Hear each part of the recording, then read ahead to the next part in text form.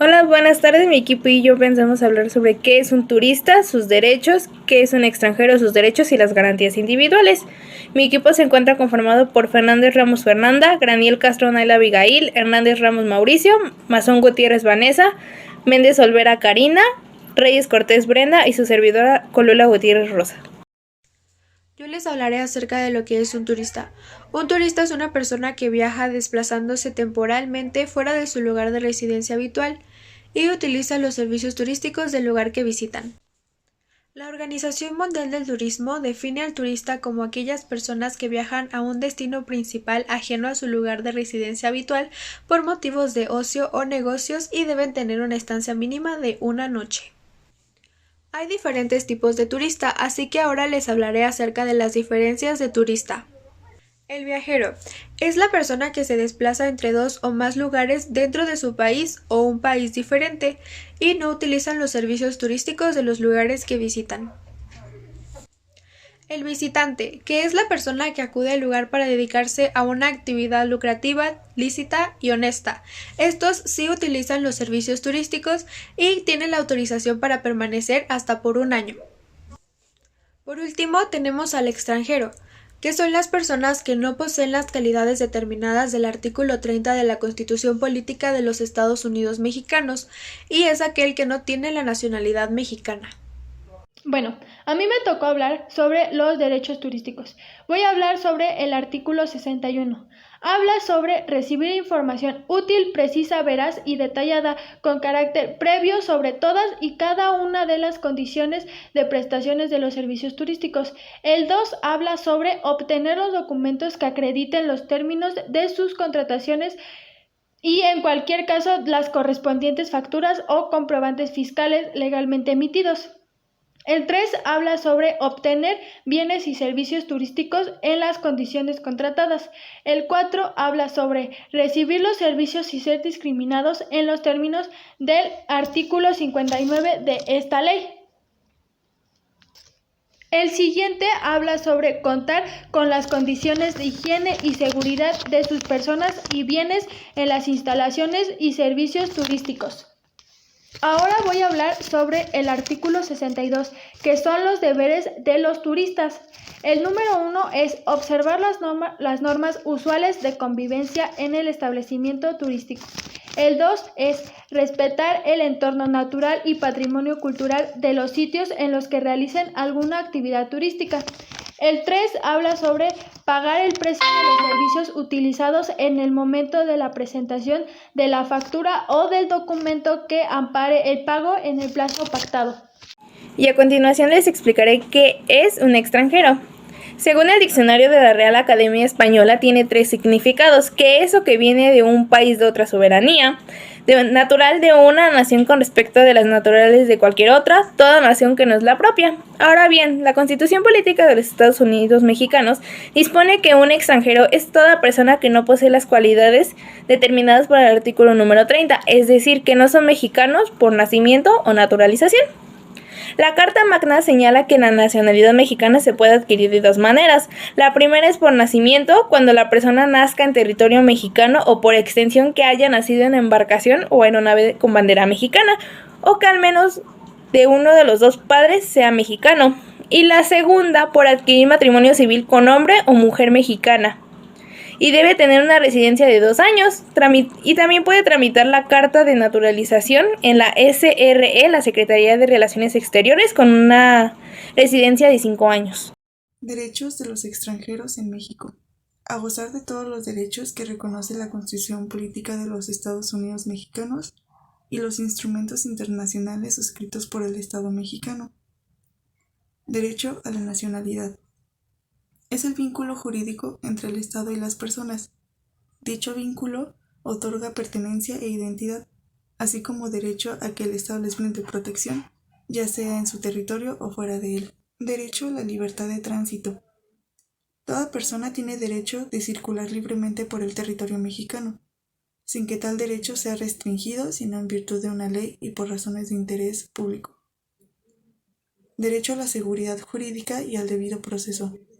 En México, todas las personas, sin importar el origen étnico, nacional o situación migratoria, Tienen derecho a que se les garantice en cualquier proceso administrativo o judicial en los que se vean involucrados se cumplan las formalidades esenciales y esté apegado al derecho, con base en los lineamientos constitucionales e internacionales. Derecho a un intérprete o traductor. Las autoridades migratorias tienen la obligación de proporcionar un intérprete o traductor en caso de que las personas migrantes no hablen o entiendan el idioma español. Derecho a la dignidad humana. La condición migrante no le resta valía a ningún ser humano. Por lo tanto, nadie tiene derecho a dar un trato diferenciado y excluyente a este grupo de población. Derecho a la no discriminación.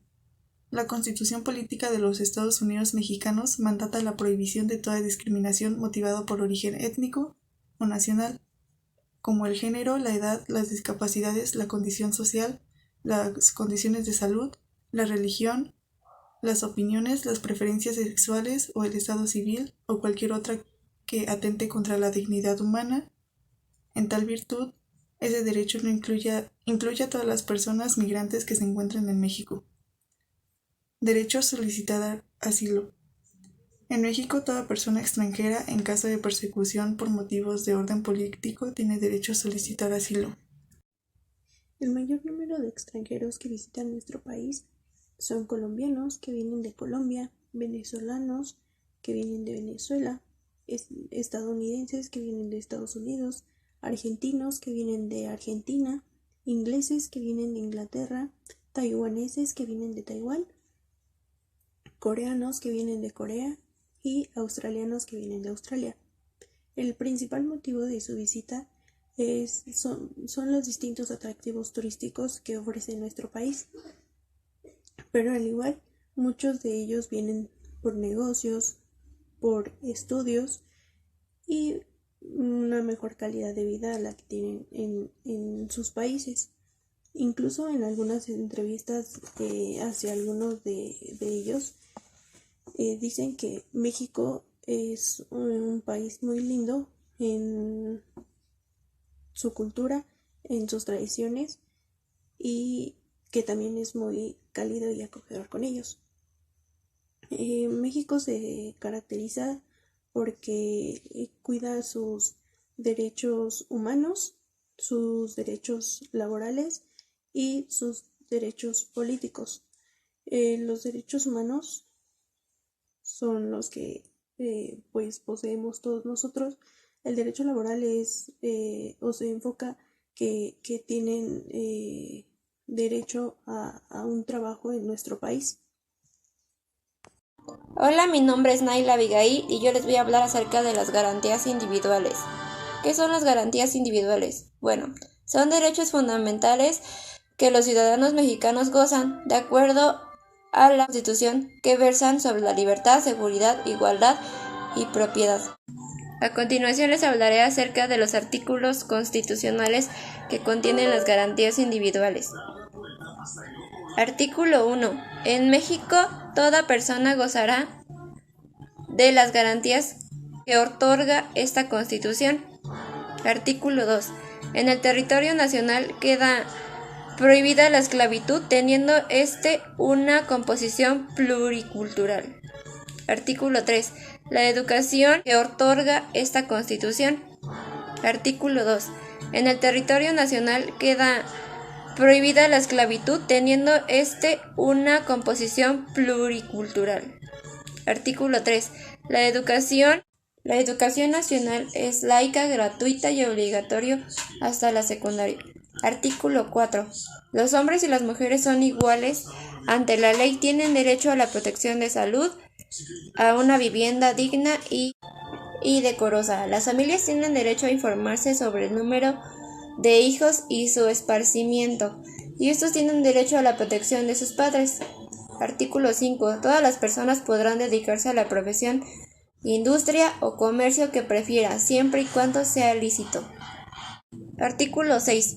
El individuo gozará de libertad de pensamiento sin afectar a terceros y el derecho a la información. Artículo 7. Es inviolable la libertad de escribir y publicar escritos sobre cualquier materia.